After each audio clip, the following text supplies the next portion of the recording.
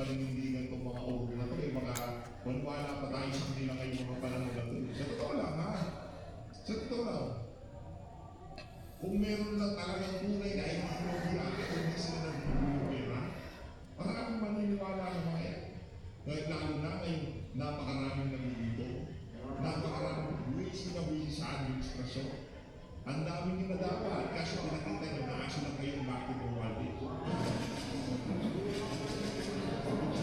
Itong si Pino, o tapos katabi na itong si Pino. Si Arthur Reyes, parang sila nung unibo, yung naging posisyon. Hindi ba? Ang problema nito, ang aangas nyo, wala naman kayong mga testigo. Parang ampaw na impeachment kagaya ng abogado ni Lisa na ulat ng sampa. Parang ginandibuyan mga kababayan. Pambira yan. Kita nyo mga kababayan. No? Kaya lipat na po tayo dahil naisang pa na yung impeachment. Laban dito kay Marcos Jr. ang mga magbayan na niya sa kay kamatayan na niya sa House of Representatives. Inaabangan po talaga natin yung pagsasampa ng impeachment ng grupo nitong si Congressman Mike Detention. Kasi itong grupo nitong Mike, sila lang talaga ang nanatilitan natin yung at tunay ang pinaglalaban kung medyo sa impeachment. At mayroon at ang hindi takot na gamitin yung talagang mga tunay na ebidensya para maitulak yung impeachment na yan. At tingin nyo ba yan sa grupo ito, gagamit sila ng mga ebidensya dyan?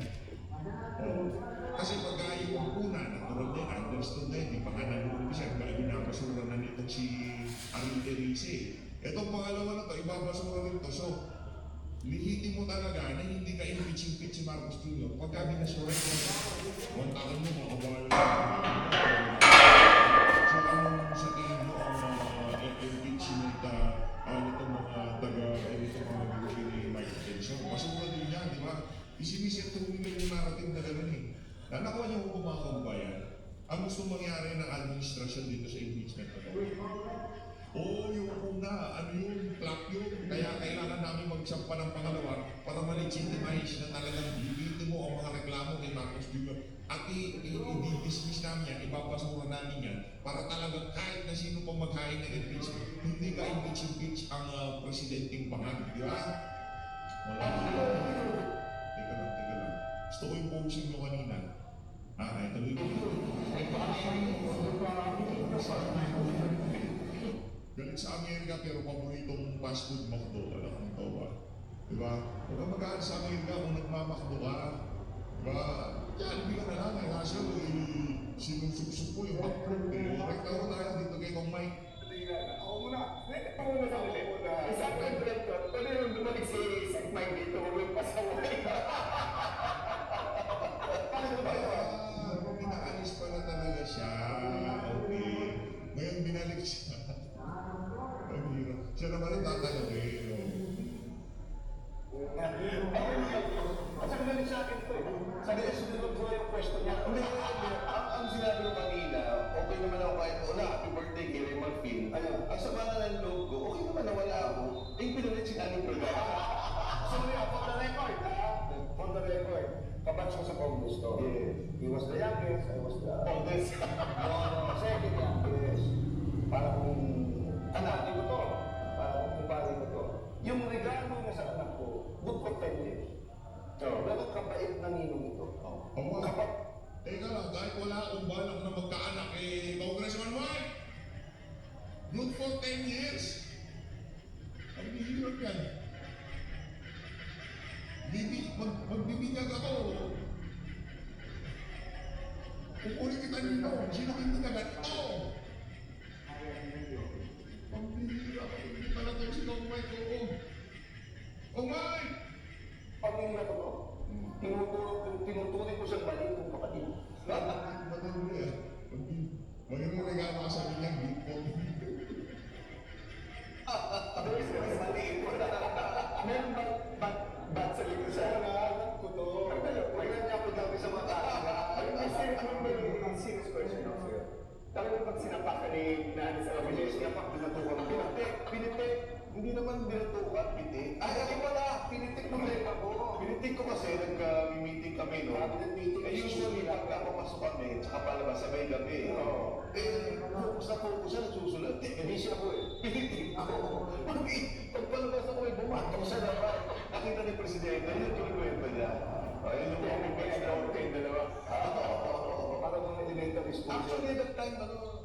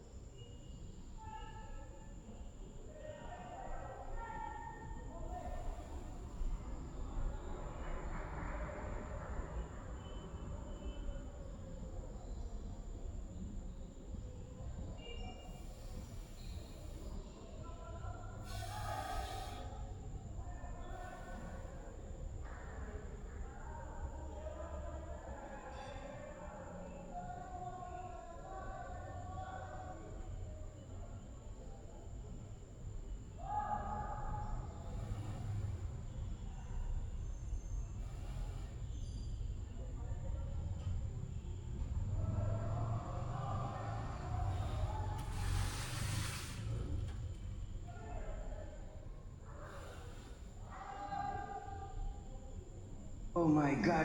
Mga engkantada guys, nagsilabasan mula sa gubat. Ba't ka pa kasi humintuboy? Ayan, nilapitan ka. Oh, grabe. Oh my God. Oh my God.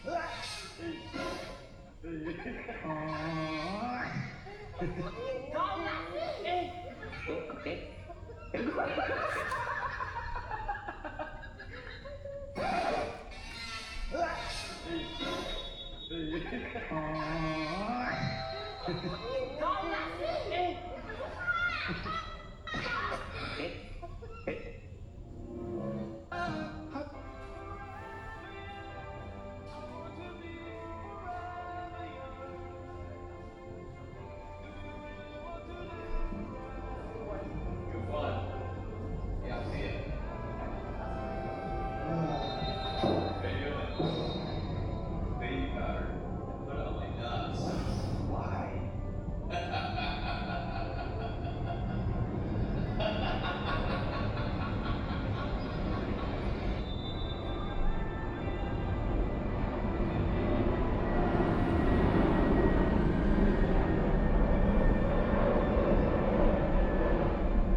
that after breakthrough level 11, you can actually farm Supreme Shells to tune your gear and guarantee max 100% legendary stats? I've already shown how to build the farming tower for this spot, so you can check the YouTube link in my TikTok bio for the full build guide. Today, I managed to get one Supreme Shell here after hitting the daily gear drop cap.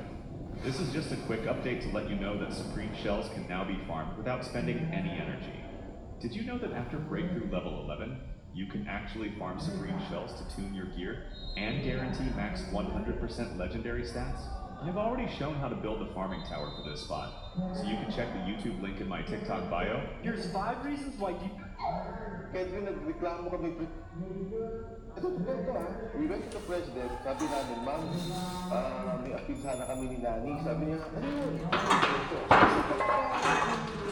Ito na, from morning until gabi. Ano lang sabi ko? Sinasabi ko natin ito. Oo, kasi ano yung sinasabi ko ng hindi dito. Sabi ko, kasi naman kami. Sa mga kasama namin, after lunch, nakakatulog. Kaya ginawa ko ang ginawang sandwich. Sabi ko, ma'am, going doon pa kami nilalang, baka pwede na namin. Ang sabi ni Presidente.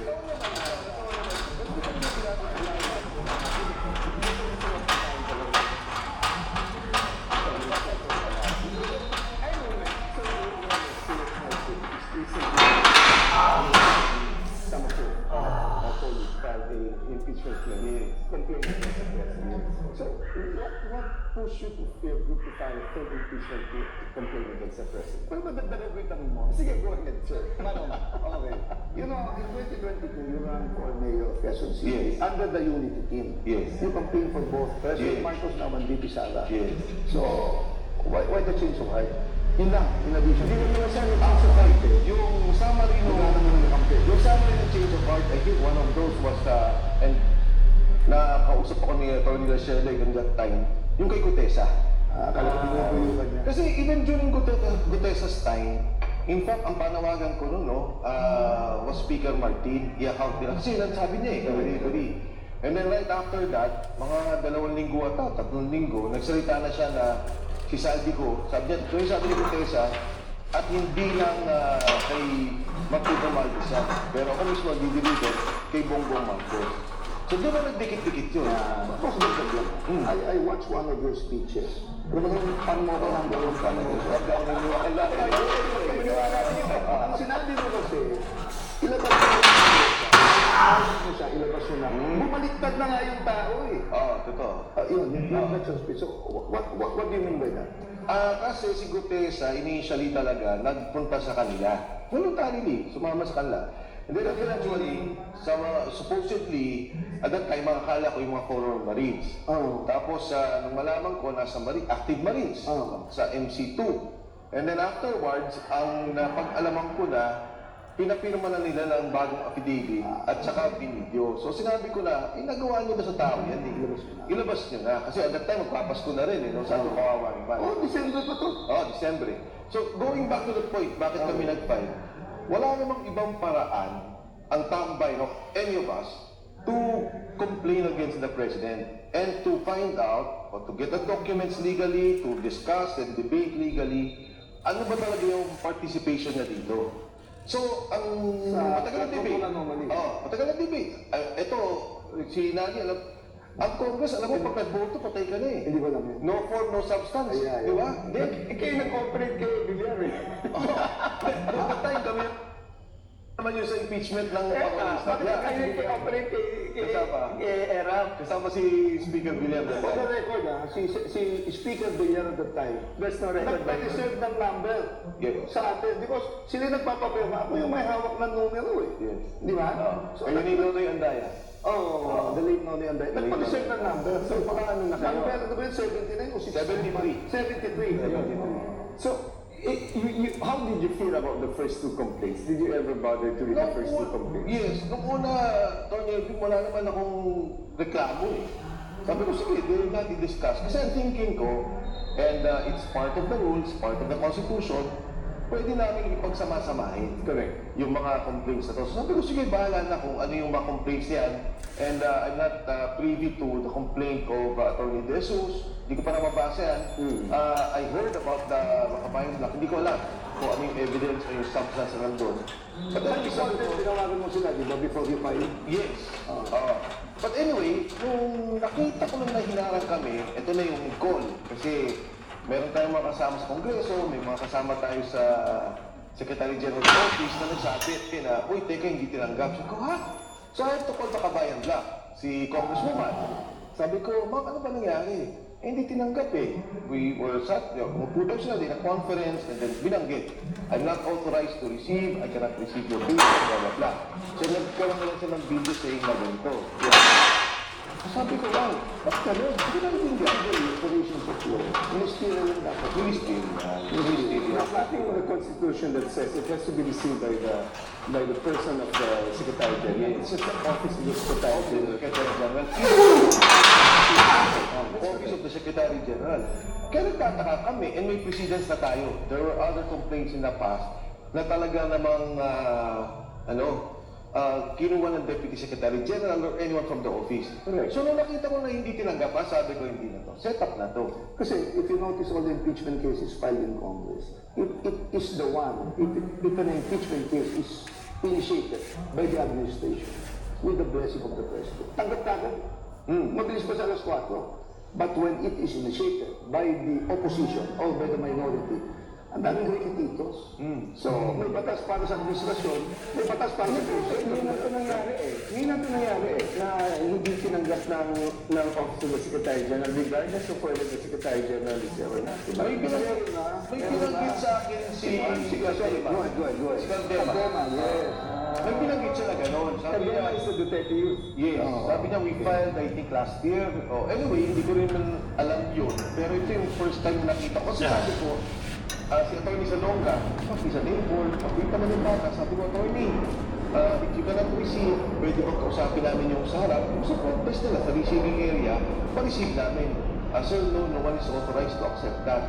Sabi ko, ba't gano'n? Hindi ba kaya pumunta ka sa any office here, malapit dito, go to government office, may letter ka, i-receive mo na eh. But you know, you're a politician, and what's the motivation behind here? The What do you motivation, think is the motivation behind the refusal to accept? I think, kaya sa akin, Torna Serda, yung patayin yung mga totoong impeachment. And the first impeachment, papasuko nila, and of course, they will bring on it form and substance. If you look at as requirement of the Constitution, 10 days, within 10 days, i-refer the Speaker sa order of business. Right. From plenary, 3 days to the Committee on Justice. Yun na yung initiated eh. Right. Are you 3 days na yun. saying the one that was accepted is an impeach me complaint? Impeach me complaint. Impeach me complaint. So you're saying that the first impeachment complaint